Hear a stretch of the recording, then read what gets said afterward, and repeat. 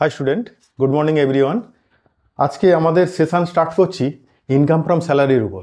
Income from স্যালারির এই সেশানে আমি অন্তত 20 থেকে 25টা ক্লাস দেব, যাতে স্যালারির পুরো ডিটেলস আমি আমার ক্লাসগুলোয় আলোচনা করব।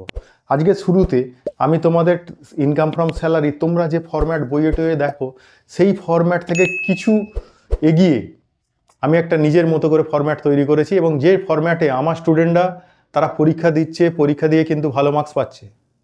এবং শর্টকাট স্যালারিতে তুমি দেখবে একটা ফর্মুলা করতে গেলে সেখানে 5 পৃষ্ঠা 6 পৃষ্ঠা তোমাদের খাতার পৃষ্ঠার এক্সারসাইজ বুক যে আছে তার পৃষ্ঠা, লম্বা খাতার পৃষ্ঠা দেখবে 6 পৃষ্ঠা 7 পৃষ্ঠা ফর্মুলা হয়ে যাচ্ছে। তা সেখানে সেটা দেখে তোমরা ঘাবড়ে যাচ্ছ। তা সেটাকে আমি শর্টকাট করে কিভাবে তোমাদের আইডিয়ার মধ্যে রাখা যায় সেটা আমি শর্টকাট করে আমার নিজের মতো করে সেটা বানিয়েছি, এবং তাতে দেখছি আমার স্টুডেন্টরা যখন এইভাবে পরীক্ষা দিচ্ছে, পরীক্ষকরা কিন্তু খুশি হচ্ছে, সেখানে দেখছি মার্কস ভালোই দিচ্ছে। দেখো আমি ফরম্যাটটা কিভাবে তোমাদের দিচ্ছি। এখানে ইনকাম ফ্রম স্যালারি আমরা করার সময় আমরা তো একটা যে কোনো, তোমরা ইনকাম ট্যাক্সে যে কোনো ক্যালকুলেশন, যে কোনো ইনকাম যখন বের করবে তোমরা কিন্তু এইভাবে হেডিংটা দেবে। এই হেডিংটা ছাড়া কিন্তু তোমাদের ফুল মার্কস দেবে না। হেডিংটা যদি না দাও সেখানে কিন্তু মার্কস কেটে নেবে, ঠিক আছে? হেডিংয়ে এইরকম লিখতে পারো, SSC mister X, assessment year 2024-25, previous year 23-24, status resident, heads income from salary. এটাকে আমরা দেখবে আমরা যখন অঙ্ক করেছিলাম তখন পুরানো ফরম্যাট ছিল, আমরা লিখতাম কি, computation of income from salary of mister x A resident individual for the assessment year 2024-25 relating to previous year 2023-24, এরকমভাবে একটা ডিটেলস লিখতাম আমরা ওই এই হেডিংয়ে। সেখানে এখন ডিটেলস না লিখে আমরা এই শর্টকাট এইভাবে লিখবো। এইবার দেখো আমরা স্যালারি ক্যালকুলেশন করার সময় আমাদের কিন্তু বুঝতে হবে যে স্যালারি কখন আসছে। আমরা যে এসএসসির ক্যালকুলেশন করছি সেই এসএসসি কিন্তু কোনো এমপ্লয়ারের আন্ডারে যদি নিজে তার সার্ভিসকে প্রোভাইড করে তবে সে কিন্তু স্যালারি পায়। তাহলে স্যালারির মধ্যে কিন্তু এমপ্লয়ার এমপ্লয়ির সম্পর্ক থাকবে। এমপ্লয়ারের কাছ থেকে যেটা পাচ্ছে সেটা স্যালারি, কিন্তু এমপ্লয়ার ছাড়া অন্য কারো কাছ থেকে কোনোভাবে পয়সা পেলে সেটা কিন্তু ইনকাম ফ্রম স্যালারির মধ্যে পড়বে না, ঠিক আছে না? একজন স্কুল টিচার বুঝে নাও সে সরকারের থেকে একটা মাইনা পাচ্ছে, তাহলে সেটা কি ইনকাম ফ্রম স্যালারি। কিন্তু সেই স্কুল টিচারটা ওনার বাড়ির পাশে একটা প্রাইভেট স্কুল আছে, সেই স্কুলের আনসাবস্ক্রিপ্টগুলো উনি মার্কস করছেন, উনি খাতা দেখছেন, খাতা দেখে সেখান থেকে একটা ফিস পাচ্ছেন। ওই ফিসটা কিন্তু ইনকাম ফ্রম স্যালারি নয়, কারণ ওই স্কুলের সঙ্গে এই টিচারের সম্পর্ক কিন্তু এমপ্লয়ার এমপ্লয়ি না। তাহলে এমপ্লয়ার এমপ্লয়ির সম্পর্ক যেখানে আছে সেখানেই স্যালারি অ্যারাইজ করবে, যেখানে এই সম্পর্ক নেই অথচ কোনো ইনকাম হচ্ছে সেগুলোকে কিন্তু ইনকাম ফ্রম স্যালারি বলবো না, ওগুলো বলবো ইনকাম ফ্রম আদার সোর্স। বোঝা গেল এটা ব্যাপারটা? তাহলে এমপ্লয়ার এমপ্লয়ির সম্পর্ক থেকে যে ইনকাম হচ্ছে সেগুলোই স্যালারি। তাহলে সেখানে স্যালারি করতে গেলে আমাদের যেটা করতে হয়, আমরা ফরম্যাটটা ঠিক এইভাবে করব। দেখো আমার ফরম্যাটটা দেখো, ইজি লাগে কি। এখানে প্রথমে বেসিক স্যালারি বা বেসিক পে লিখে নেব, তারপর ডিয়ারনেস অ্যালাউন্স লিখে নেব। আর ডিয়ারনেস অ্যালাউন্সটা আবার কখনো পার্ট অফ স্যালারি হয়, মানে পার্ট অফ রিটায়ারমেন্ট বেনিফিট, তার মানে তখন স্যালারির অংশ, কখনো পার্ট অফ রিটায়ারমেন্ট বেনিফিটে পড়ে না, তখন স্যালারির অংশ নয়। কিন্তু এখানে কিন্তু আমরা পুরোটাই লিখব। অন্যান্য ক্যালকুলেশানে যখন বেসিক প্লাস ডিএ করব তখন কিন্তু ওই ডিএ পার্ট অফ স্যালারি হলে তবে নেব, আর পার্ট অফ স্যালারি না হলে নেব না, ঠিক আছে? কিন্তু এখানে বসাবো কিন্তু পুরোটা। নেক্সট বোনাস হচ্ছে fully taxable, commission fully taxable. এইবার আমি অ্যালাউন্সকে 3টে পার্টে ভাগ করেছি। দেখো অ্যালাউন্সের 3টে পার্ট বলেছি, একটা হচ্ছে অ্যালাউন্স ফুললি ট্যাক্সেবল, সেইগুলো লিখব। অ্যালাউন্স পার্টলি ট্যাক্সেবল, যাতে কিছু ছাড় আছে তাহলে সেইগুলোর ক্যালকুলেশন হবে, সেইগুলো লিখব। 3 নম্বর হচ্ছে অ্যালাউন্স ট্যাক্স ফ্রি, যেগুলো হচ্ছে ট্যাক্স দিতে যার উপর হয় না সেইগুলো, ট্যাক্স দিতে যার উপর হয় না, তাহলে সেখানে আমি এই যে ক্রসটা দিয়েছি মানে অ্যামাউন্টের ক্রস, তো তাহলে এখানটা কি লিখব, নীল, সেগুলো ট্যাক্স দিতে হবে না। তারপরে লিখতে হয়, এবার ধরো আমরা যে ইয়ারের ক্যালকুলেশন করছি ওই ইয়ারে আমাদের এমপ্লয়ি যে আছে, এসএসসি রিটায়ার্ড করেছে। এবার যদি রিটায়ার্ড করে তাহলে রিটায়ার্ড করলে হয়তো 3 মাস 4 মাস চাকরি করেছে, তারপর রিটায়ার্ড করেছে, তাহলে 4 মাসের এই বেসিক স্যালারি ডিয়ারনেস অ্যালাউন্স এইগুলো পেয়েছে। তাহলে 4 মাসের পর থেকে সে কি পেতে শুরু হয়েছে, পেনশন পেতে শুরু হয়েছে। সেই পেনশন কিন্তু মান্থলি পেনশন যেটা পাবে সেটা কিন্তু ফুললি ট্যাক্সেবল, ঠিক আছে। এবার মাঝে মাঝে এমপ্লয়িরা করে কি, ওই পেনশনের না একটা পার্ট সে কী করে বিক্রি করে দেয়, গভর্নমেন্টকে বিক্রি করে দেয় যে আমি ওই মাসে মাসে নেব না, আমি পেনশন আমার ফুল বিক্রি করে দিচ্ছি, আপনি এককালীন যতটা পয়সা দেওয়ার আমাকে আজকে দিয়ে দিন, আমি ব্যবসা করবো। তখন ওই পেনশনকে বলা হয় কমিউটেড পেনশন, ঠিক আছে, বোঝা গেল। ওই কমিউটেড পেনশন যে আছে সেই কমিটেড পেনশন কিন্তু সেটাও ট্যাক্সেবল, কিন্তু এখানে নোট 1 লিখেছি, এতে কিন্তু কিছু ছাড় আছে।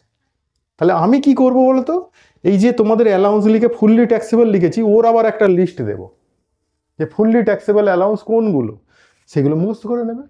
পার্টলি ট্যাক্সেবল যেগুলো, সেইগুলো আমি প্রত্যেকটা আবার ক্যালকুলেশন করে করে দেখাবো এক একটা করে, হ্যাঁ, সেইগুলো মুখস্থ করে নেবে। আর ট্যাক্স ফ্রি অ্যালাউন্স যেগুলো আছে সেগুলো মুখস্থ করে নেবে। তাহলে এখানে এর মধ্যে আমাদের ফরম্যাটের মধ্যে ফরম্যাটটা দেখে যে তোমরা পাগলা হয়ে যাও সেটা হবে না, ঠিক আছে।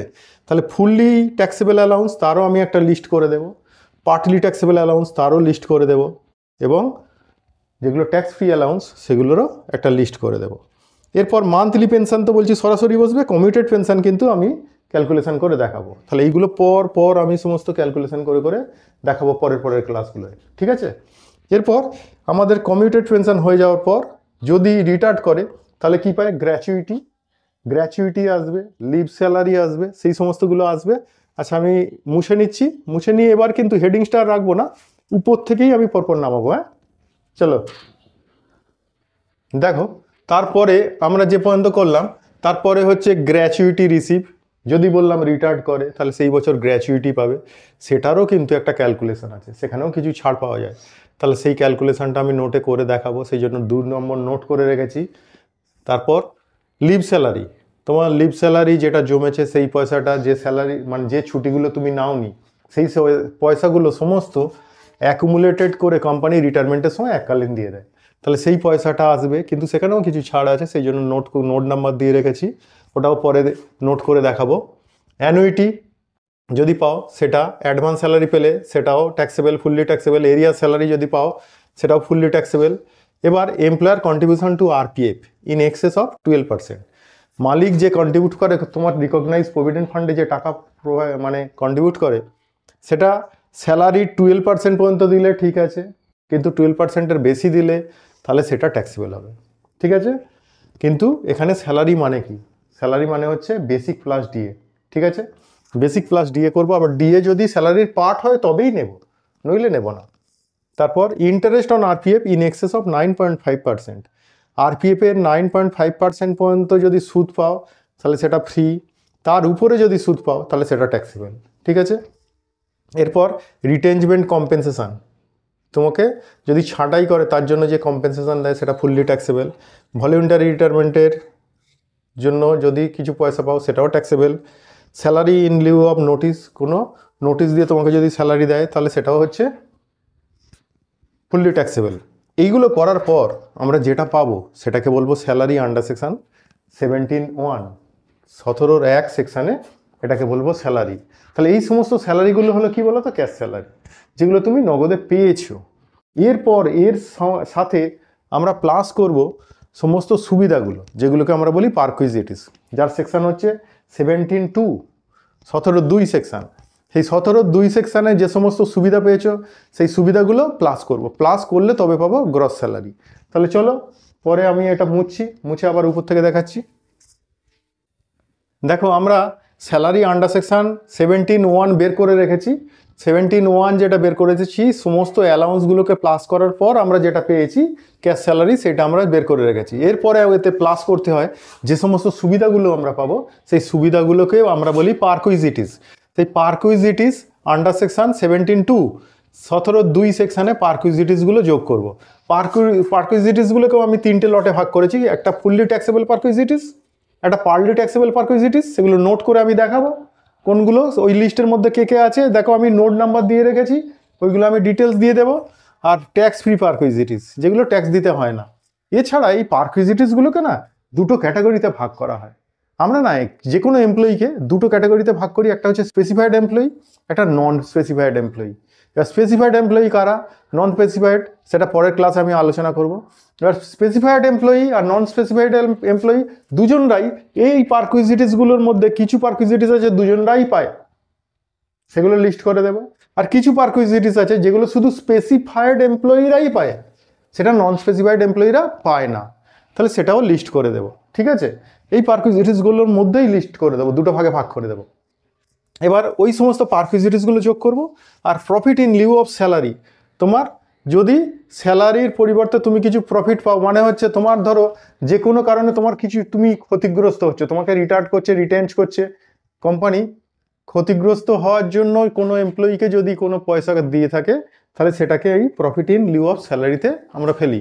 সেই profit in lieu of salary আমরা যেটা এখানে প্রফিট তোমাকে দেয়, মুনাফা দেয়, সেটা হচ্ছে প্রফিট ইন লিউ অফ স্যালারিতে আমরা লিখব। লেখার পর সমস্ত পারকুইজিটিসগুলো আমরা ওই স্যালারি আন্ডার সেকশন 17(1) তার সঙ্গে এই সমস্ত পারকুইজিটিস আর profit in lieu of salary যোগ করে নেব, নিয়ে যেটা পাবো সেটাকে বলবো গ্রস স্যালারি। ঠিক আছে, এইবার কিন্তু এইখানে মনে রাখবে, এইখানে কিন্তু একটা বিশাল পরিমাণ পারকুইজিটিস আছে, যেটা ট্যাক্সেবল পারকুইজিটিস, যেটা পার্টলি ট্যাক্সেবল তাতেও আছে বেশ কিছু সংখ্যক, আর ট্যাক্স ফ্রি কিছু সংখ্যক পারকুইজিটিস আছে। এবার এইগুলো কিন্তু লিস্টগুলো আমি দেব, সেই লিস্টগুলো তুমি আলাদাভাবে মুখস্থ করবে। একসঙ্গে এই ফরম্যাটের সঙ্গে যদি করতে যাও, তোমার ফরম্যাটটা মনে হবে বিশাল ফরম্যাট। অ্যালাউন্সগুলো আমি 3টে পার্টে ভাগ করেছি, তুমি আলাদাভাবে মুখস্থ করবে কোনগুলো ফুললি ট্যাক্সেবল অ্যালাউন্স, কোনগুলো পার্টলি ট্যাক্সেবল অ্যালাউন্স, কোনগুলো ট্যাক্স ফ্রি অ্যালাউন্স, আলাদাভাবে মুখস্থ করো, করে তুমি ফরম্যাটে নিয়ে এসো, তাহলে তোমার সুবিধা হবে। আর নইলে ওই ফরম্যাটের মধ্যে যদি ওইগুলোকে দেওয়া যায়, তুমি দেখবে তোমার খাতার পৃষ্ঠা, তোমার যে এক্সারসাইজ বুক তুমি ইউজ করছো তাতেই দেখবে 6-7 পৃষ্ঠা হয়ে যাচ্ছে, তাহলে সেখানে ভয়ে তুমি অঙ্ক ছেড়ে দেবে। সেই জন্য আমি আলাদাভাবে এই লিস্টগুলো আলাদাভাবে দেবো, আলাদাভাবে তোমরা সেগুলোকে মুখস্থ করে নেবে। ঠিক আছে, অনেকটা সুবিধা হবে দেখবে।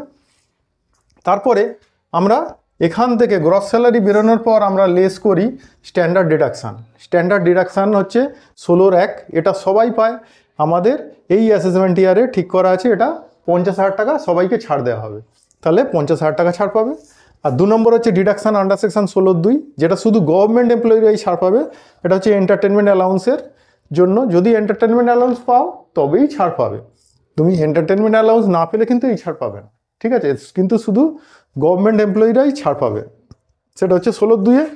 আর ডিডাকশান আন্ডার সেকশন 16(3) হচ্ছে প্রফেশনাল ট্যাক্স যদি পেড করো কিছু, সেটা ছাড় পাবে এই 16(3)-এ। এই 3টে বাদ দেওয়ার পর যেটা বের হয় সেটাকেই বলি আমরা ইনকাম ফ্রম স্যালারি। তাহলে বোঝা গেল, ফরম্যাটটা আমি এরকম শর্ট করে দিয়েছি, শর্ট করে ফরম্যাটটা দিয়েছি যাতে তোমরা ফরম্যাট দেখে ভয় না পাও।